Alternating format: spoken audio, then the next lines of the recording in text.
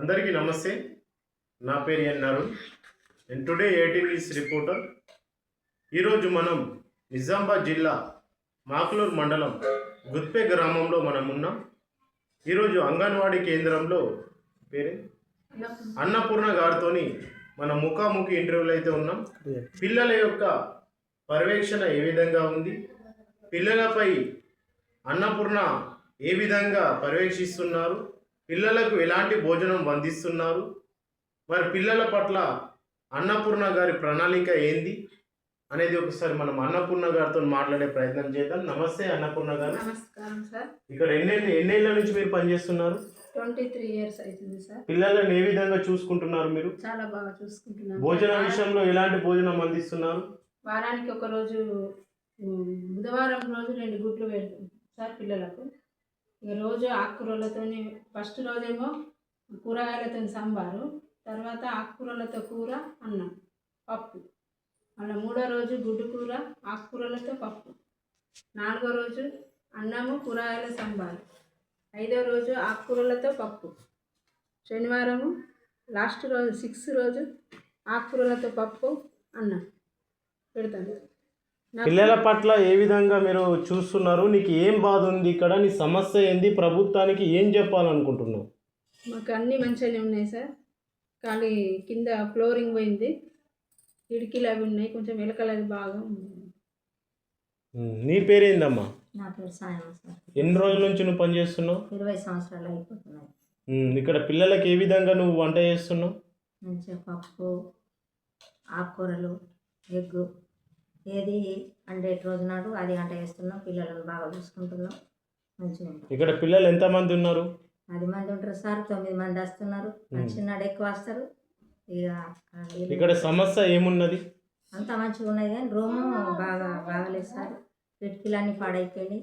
Room మంచిగా కావాలా, సమక్షాలన్నీ మంచిగా ఉన్నాయి. సరే అన్నపూర్ణ గారు, మీరు ప్రభుత్వాన్ని ఏం విజ్ఞప్తి చేస్తున్నారు? రూమ్ గురించా లేకపోతే ఫ్లోరింగ్ గురించా? ఫ్లోరింగ్ కిటికీలు. దీనివల్ల ఏ సమస్య అవుతున్నాయి?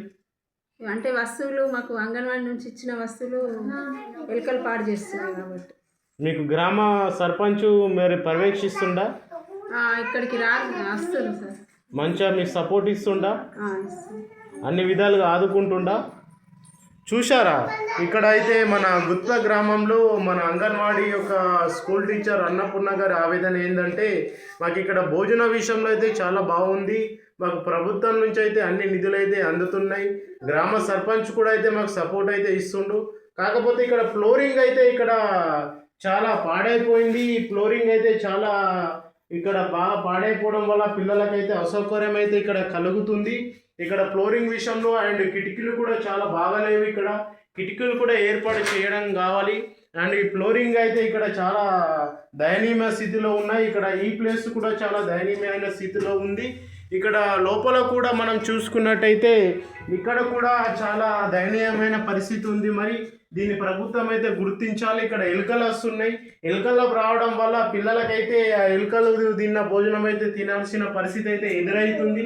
సో మేము ప్రభుత్వాన్ని విజ్ఞప్తి చేస్తుంది ఏంటంటే, మాకు ఇక్కడ ఫ్లోరింగు అండ్ ఇక్కడ కిటికీలు మాకు బాగు చేయిస్తే మేము ఇక్కడ పిల్లలకైతే చాలా చక్కగా వాతావరణాన్ని అయితే అందించగలుగుతాం.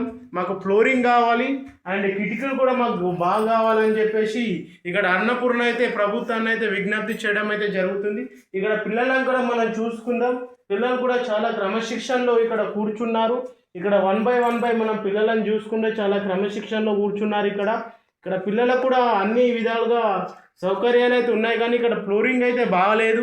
ఇక్కడ ఫ్లోరింగ్ అండ్ కిటికీలు బాగలేకడం వల్ల ఇక్కడైతే ఎలుకలు అయితే రావడం జరుగుతుంది. మాకు చాలా ఇబ్బంది ఉంది.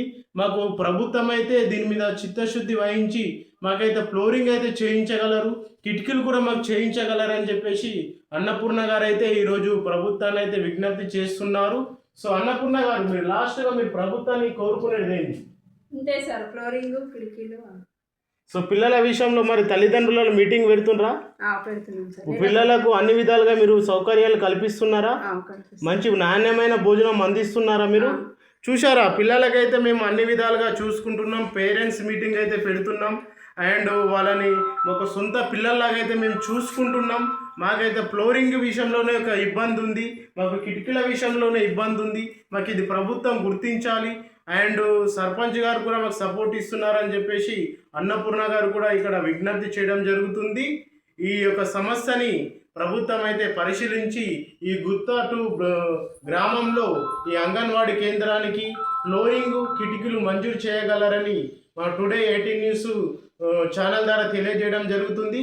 సో ఈ యొక్క ముఖాముఖి కార్యక్రమంలో చాలా చాలా థ్యాంక్ యూ మేడం, ఇంత మంచి ఇంటర్వ్యూ మీరు ఇచ్చినందుకు. ఈ యొక్క ముఖాముఖి కార్యక్రమంలో ఇంతటి చక్కటి కార్యక్రమంలో పాల్గొన్నందుకు అన్నపూర్ణ గారికి వాళ్ళ టీంకి మనము కృతజ్ఞతలు తెలుపుకుంటూ మీ టుడే 18 న్యూస్ రిపోర్టర్ ఎన్ అరుణ్, నిజామాబాద్ జిల్లా మాగ్లూర్ మండలం గుత్వ గ్రామం.